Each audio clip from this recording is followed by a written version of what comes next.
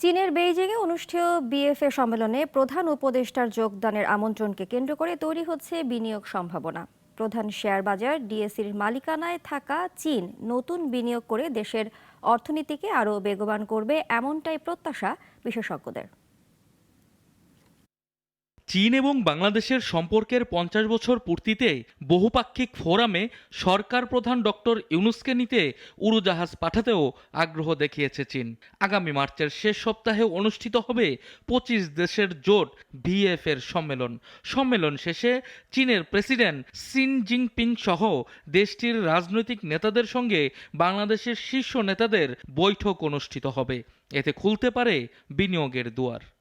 China এমন একটা জায়গা যেখানে চাইনিজ ইনভেস্টমেন্ট সারা পৃথিবীতে হচ্ছে। আমাদের এখানেও হয়েছে, বাট আমাদের এখানে যেটা হয়েছে গভর্নমেন্ট টু গভর্নমেন্ট। আমরা যেটা চাচ্ছি যে Chinese private investment in the private sector.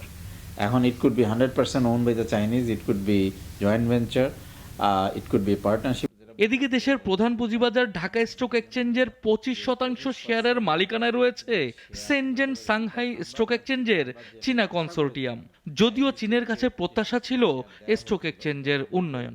শুধু যে মূল্য পাওয়াটাই আমাদের মূল উদ্দেশ্য ছিল তা না, মূল্যের চেয়ে বেশি উদ্দেশ্য ছিল যে আমাদের এই ঢাকা স্টক এক্সচেঞ্জ এবং সাথে সাথে বাংলাদেশ ক্যাপিটাল মার্কেটকে চাইনিজ ইনভেস্টরের কাছে আমাদেরকে ইন্ট্রোডিউস করবে। এখানে চাইনিজ ইনভেস্টমেন্ট নিয়ে আসবে, বাংলাদেশি কোম্পানিগুলির একটা ফান্ড রেজিং প্ল্যাটফর্ম চায়নাতে হবে।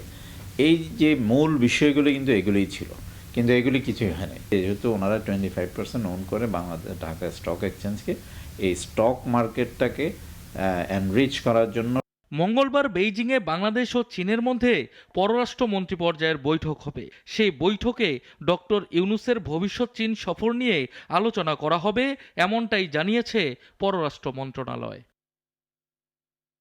সানি আহমেদ, নাগরিক, ঢাকা। 250টিরও বেশি ডিজাইন অপশন নিয়ে ওয়ালটন স্মার্ট ফ্রিজ, বোঝে আপনার প্রয়োজন।